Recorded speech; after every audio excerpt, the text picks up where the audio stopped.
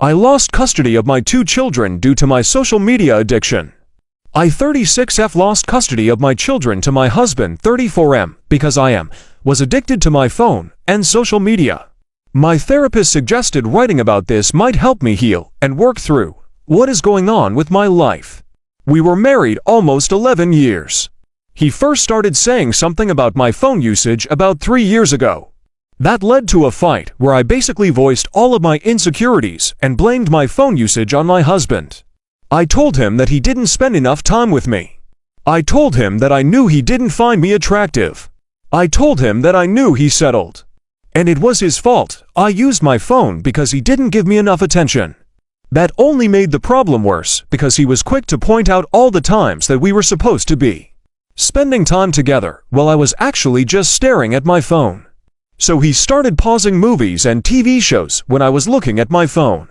I would go upstairs to the bedroom and ask him to change the TV to something that I wanted to watch, and then I would immediately just stare at my phone. So he started staying downstairs until I was asleep. Each time I would get up to use the restroom at night, I would spend at least 10 minutes in the bathroom on my phone. And then I would get back into bed and look at it for another few minutes. I couldn't unload the dishwasher without looking at my phone more than a few times. My phone was the biggest thing in my life. This would become a big fight every 3 to 4 months until the last time when I said some things that I will regret forever. I told him I knew he didn't love me. I told him that he never took photographs of me because he didn't find me pretty.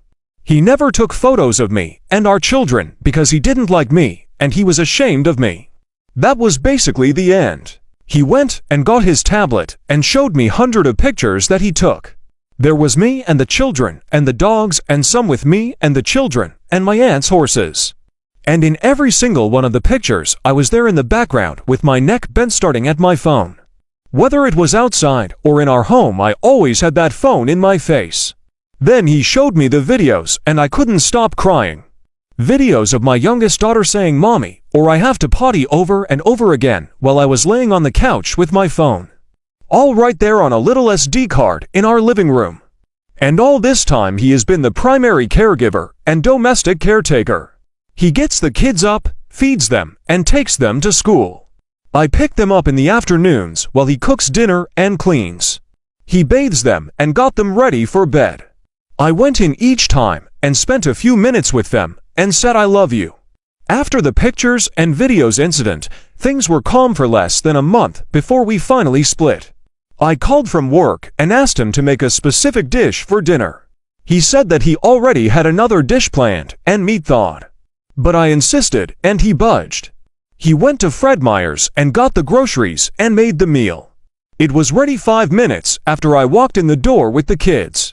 And then I sat on the toilet for 45 minutes with my phone, and when I came out him and the kids were gone. The meal was on the stove cold. He didn't answer my call. He texted and said they would be at the library until it was time for bath. I got the papers 2 days later. Not going to go into all the details, but I'm sad.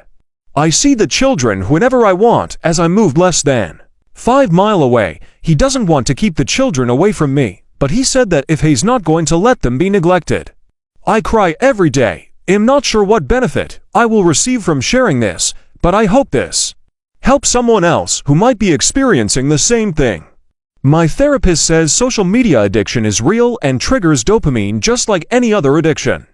I'm afraid one of my coworkers is making the same mistakes, but I am too afraid and ashamed to say anything to her. Only my mom knows the real reason we split. I don't know what to tell everyone else. AITA for giving my twins names my husband, and I wanted them to have instead of family names like is tradition. My family traditionally passes down family names as first names. I was named after 2 grandmothers, both had the same first name. My brother is named after an uncle and my sister is named after a cousin who died in infancy. My mom is named after her great-grandmother. Her siblings were named after different aunts, uncles, grandparents. My grandma was named after a sibling of hers who died in infancy, and her living siblings were named after other family members. I have cousins named after family members. My mom has cousins named the same way. The relatives do not need to be dead to be considered. But if we have a recently deceased family member, it's considered the correct thing to use those names. I always went by my middle name.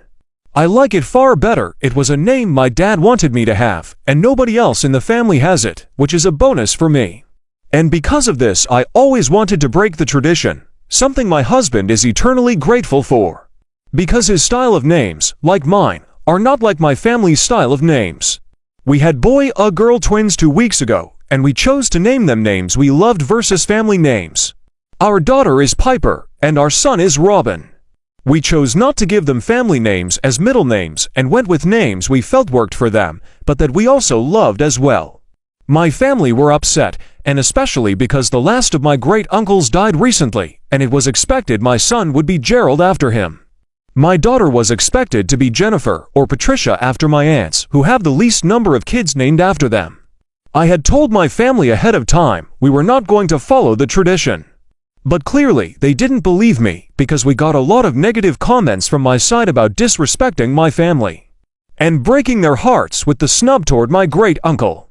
I told them the twins are our children and others could choose to continue the tradition. My dad was the only person not upset. He told me he was glad I did what I wanted. He also knows I prefer to use my middle name instead of my first name. He was forced into continuing the tradition from Mom's family with all of us, so his support means a lot. He could back up my mom for the sake of it.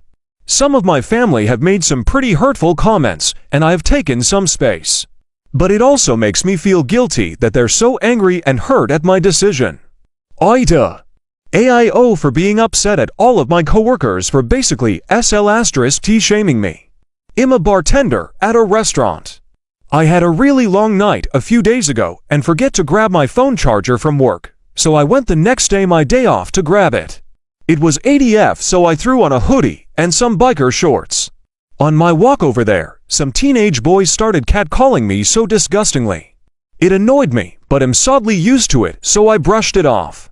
When I walked into my job, I popped in the back to grab it, and my manager and a coworker came up to me asking why I had so little clothing on.